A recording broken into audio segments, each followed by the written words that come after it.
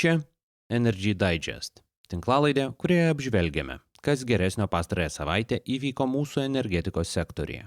Baigėsi 25-oji 2020 metų savaitė. Iš geresnių savaitės naujienų.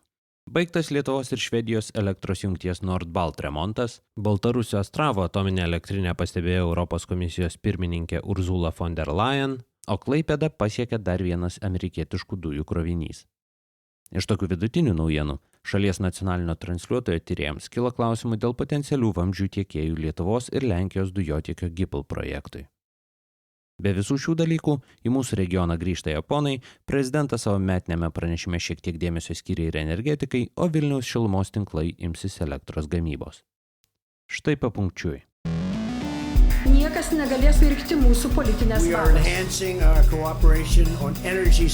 Jungtis su europiniais elektros tinklais. Turėti kiek įmanoma žemesnę kainą. Их энергетическое кольцо. Это создает для нас проблемы.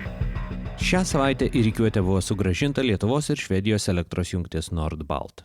Apie tai pranešė Švedijos perdavimo sistemos operatorius Svenska Kraftnät. Kaip praneša Litgrid, buvo sugedusi antžeminės kabelio dalies mova švedų pusėje. Ji pakeista ir išgabenta į laboratoriją tyrimams. 700 MW galios jungtis buvo remontuojama kiek daugiau nei savaitę. Dar šią savaitę per jau veikiančią jungtį Litgrid suteikė balansavimo paslaugą Švedijos tinklų valdytojai. Pastaroji paprašė 200 MW galios rezervo, kuris buvo įjungtas Kruonyje. Nors įprasta Nord-Balt matyti kaip pigios skandinaviškos elektros kelią į Baltijos šalis, sisteminių paslaugų iš Lietuvos švedams prireikia vidutiniškai apie 2 kartus per mėnesį. Išsijungusi Nord-Balt remontuojama viena iš 2 Estlink jungčių ir tuo metu išsijungusios elektrinės Latvijoje 52% kilstelėjo elektros kainas Baltijos šalyse. Birželio 10 dieną kai kuriomis valandomis elektros kaina pasiekė ir neįprastai aukštą 255 eurų už megavatvalandę ribą. Tai Estijoje sukėlė nedidelę diskusiją apie elektros sistemos patikimumą. Elering, estų perdavimo sistemos operatorius, patikino, kad tokios situacijos nors ir retos, bet pasitaiko. Anot jų šalies energetikos sistema liks stabili bent jau iki 2025 metų. Tuo tarpu valstybinė energetikos milžinė ST Energija paragino stebėti sistemos tiekimo saugumo rodiklius. Bendrovės vadovas dar anksčiau teigė, kad susiklošusi situacija parodė būtinybę išlaikyti 1 gigavatą galios įmonių grupės valdomoje Narvos elektrinėje. LRT tyrimų skyrius skelbia, kad Lietuvos ir Lenkijos dujotiekį GIPL tiesianti Alvora balandį pasirašė sandorį su Šveicarijoje registruota bendrovė Global Pipe Trade. Pagal jį iš Rusijos Čeliabinsko gamyklos būtų perkamos dujotiekiui reikalingos alkūnės ir trišakiai. Global Pipe Trade dabar vadinasi Chelpipe International, tai yra antrinė Rusijos Chelpipe Group įmonė. Pastaroji, be kitų dalykų, yra susijusi su šalies karinė pramonė, be to ji yra viena iš 2 vamzdžių Nord Stream 2 projektui tiekėja. Anot LRT tyrėjų, sutartis su šia kompanija jau pasirašyta, tačiau kokio pobūdžio tai sutartis nepatikslinama. Amber Grid ir energetikos ministerija teigia, kad aptariamos dujotiekio dalys užsakytos nebuvo ir nebus. Alvora aiškina, kad tai buvo apsidraudžiama nuo tikimybės, kad vamzdžiai iš Italijos nebus atgabenti dėl koronaviruso pandemijos. LRT pastebi, kad Italijos gamintojas Allied International gamykla dėl pandemijos uždaryta nebuvo. Lietuvos ir Lenkijos dujotiekio statybos konkursas ilgą laiką buvo skundžiamas jį pralaimėjusios bendrovės MT Group. Tiesa, skundai galutinio rezultato nepakeitė ir rangos konkursą galiausiai laimėjo Alvora su Šiaulių dujotiekio statyba. Tačiau sutartis buvo pasirašyta su sąlyga, kad projekto metu bus valdomos nacionaliniam saugumui kylančios rizikos. Šią savaitę į branduolinę grėsmę ES pasienyje, Baltarusijoje, dėmesį atkreipė Europos komisijos pirmininkė Ursula von der Leyen.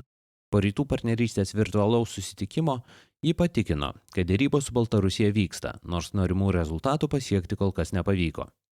Minskas pranešė, kad iš esmės sutinka peržiūrėti po branduolinės jėgainės streso testų sudarytą veiksmų planą. Europos komisijos pirmininkė pridėjo, kad rudenį šiuo klausimu taip pat bus surengta aukšto lygio konferencija.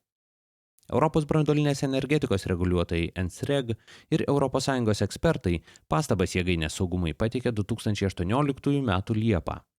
Planą, kaip jas bus reaguojama ir kaip spragos bus šalinamos, Minskas turėjo pateikti iki tų pačių metų spalio pabaigos.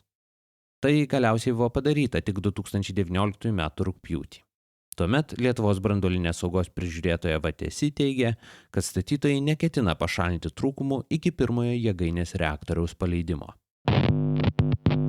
Šią savaitę Seime prezidentas Gitanas Nausėda perskaitė savo metinį pranešimą. Jame buvo skirta dėmesio ir energetikos klausimams.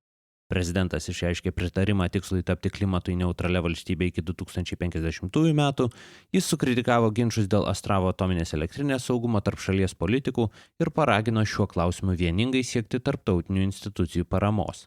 Be to, prezidentas pabrėžė būtinybę užsitikrinti Baltijos šalių vienybę įgyvendinant sinchronizacijos projektą.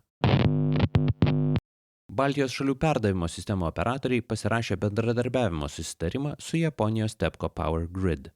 Pastaroji įsipareigojo iki 2021 metų kovo pabaigos atlikti studiją, kuri padės šalims į elektros energijos sistemą integruoti 100% žaliosios elektros gamybos. Lietuva į savo nacionalinę energetikos strategiją yra įsirašiusi, kad 2020 metais šalyje pagaminta žalia elektra turi siekti 30%, 30 metais 45%, o 2050 metais 100% šalies elektros poreikio. Vilniaus šilumos tinklai iki 2022 metų išmontuos 2 susidėvėjusius garo ir 1 dujinį vandens šildymo katilą katilinėje Naujojoje Vilniuje. Seniausias šiuo agregatu pastatytas dar 1965 metais. Vietoje jų įmonė įrengs 2,6 MW elektros ir 6 MW šiluminės galios biokuro kogeneracinę jėgainę. Kiek daugiau nei 13 milijonų eurų investicijas bendrovė suderino su reguliuotoju. 2 milijonus eurų iš jų šilumos tinklų operatorė galės įtraukti į miesto šilumos tarifą, jei projektui bus gautas 40% intensyvumo ES finansavimas. Ir galiausiai, į Klaipėdos suskystintų gamtinių dujų terminalą atplaukė dar vienas krovinys iš Jungtinių Amerikos valstijų. Dujovežis Arctic Princess atplaukė iš Sabine Pass suskystintų dujų eksporto terminalo. Pastarąjį valdo amerikiečių bendrovė Cheniere Energy. Dujovežis atgabeno 138 tūkstančius kubinių metrų dujų. Tai jau 4. dujų iš JAV krovinys Klaipėdoje šiais dujų metais, pastarieji skaičiuojami nuo spalio iki spalio. Per visą terminalo veiklos laikotarpį tokių krovinių buvo jau 6.